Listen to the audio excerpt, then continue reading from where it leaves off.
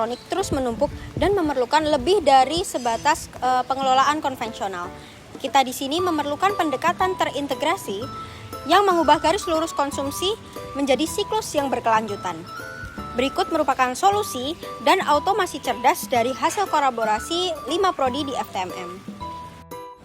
Dari tahap fundamental material, rekayasa nanoteknologi menerapkan 2 pendekatan.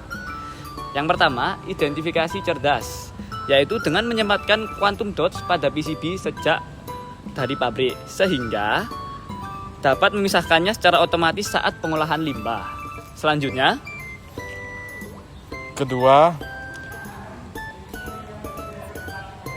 upcycling, yaitu plastik keras dan kaca tidak dibuang lagi ke TPA, melainkan diurai menggunakan katalis untuk dijadikan bahan dasar baterai, pembuatan baterai untuk generasi baru, seperti karbon nanotubes dan silikon berpori.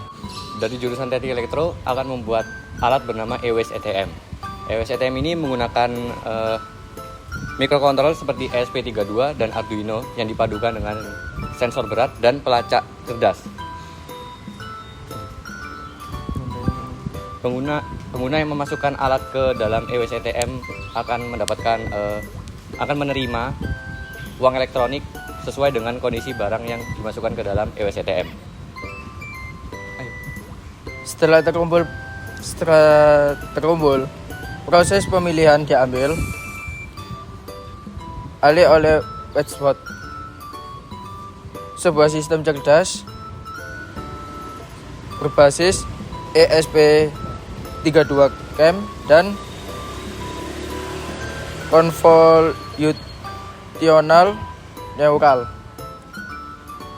network yang menggantikan pemilihan manual menjadi sistem yang cepat, otomatis, dan higienis.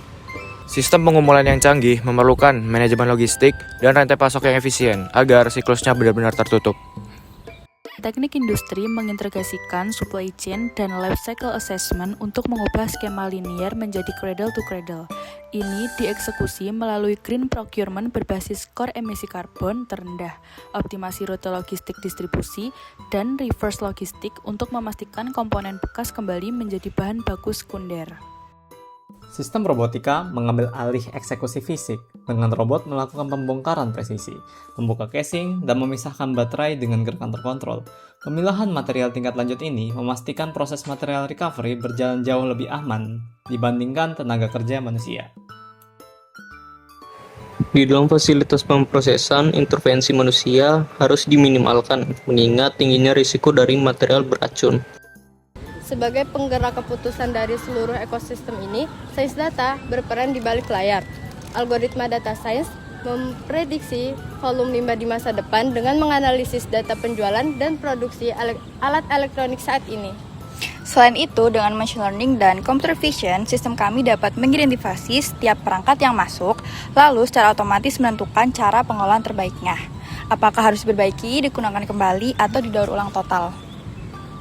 Untuk meningkatkan akurasi dan efisiensi proses tersebut, sistem ini juga terus belajar secara adaptif dari data historis dan pola pengolahan sebelumnya, sehingga mampu mengoptimalkan pengembalian keputusan secara berkelanjutan, seiring bertambahnya volume dan variasi limbah elektronik.